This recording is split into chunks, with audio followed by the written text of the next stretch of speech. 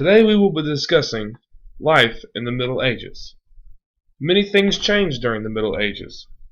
We saw new improvements in engineering, architecture, literature, and academic thinking. The first we will talk about is architecture and art. The big thing that we will talk about in architecture today is the flying buttress. In the Middle Ages, huge cathedrals became very prominent and common in places such as Notre Dame and Paris in France.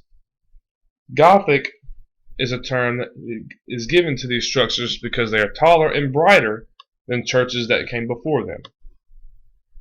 The flying buttress was a new type of support beam that allowed these huge buildings to become possible. Before the flying buttress was invented and implemented, roofs were supported by columns, allowing roofs only to be low and flat. But the flying buttress gave supports for much higher roofs. As we see in these huge cathedrals, the picture on the top left is a huge cathedral in Europe. From the outside, we can see its really complicated and beautiful architectural work here. And on the image on the bottom right, we can see the inside of a cathedral similar to this one. How high it is, how tall it is. This was only made possible by the flying buttress. Another form of art that came about in the Middle Ages were tapestries. Tapestries were large woven wall hangings. They told stories through illustrations similar to paintings, as we can see in the image on the top right. Another form of art that came about were stained glass windows. Some of us may still have seen stained glass windows even today in religious buildings. Literature started to really gain traction in the Middle Ages. Most literature in the Middle Ages was religious texts. Only monks and priests could read in the early Middle Ages, but like we discussed with Charlemagne's empire, he started to educate everyone. So more and more people learned how to read and write, allowing for these stories to become more mainstream and commonly told. The first major work of literature we will discuss is the Divine Comedy, written by Dante Alighieri. There were three parts to the Divine Comedy: Hell, Purgatory, and Heaven. This story follows Dante and his imaginary trip through each level of the Christian afterlife. It was written in Italian, and it helped spread the Italian writing system.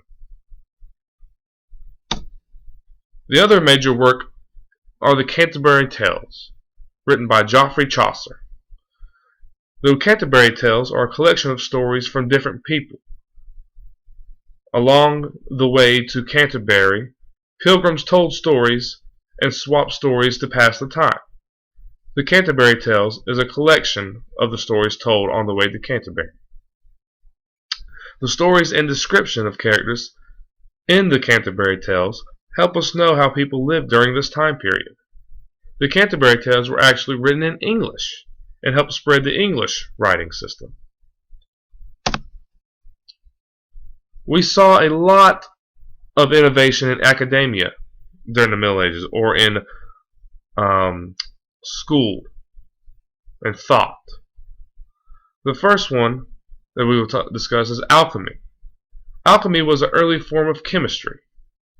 People began conducting scientific experiments and seeing what different materials reacted with other materials, and this paved way for further scientific discovery. We saw the growth of universities. At these universities, scientific, mathematical, philosophical, astronomical, and medical texts were all read and learned from. The growth of universities helped create a new educated class who spoke and wrote in Latin, as we discussed with the Roman Empire. The new way of thinking was called scholasticism. Thomas Aquinas was a teacher at the University of Paris. He tried to prove Christian teachings using logic. Before, we had seen only religious thinking, and the religion side of things were the only explanation for the world around us. Now, people like Thomas Aquinas started to look outside of religion to answer the questions that man had about the world around him. And this was called scholasticism.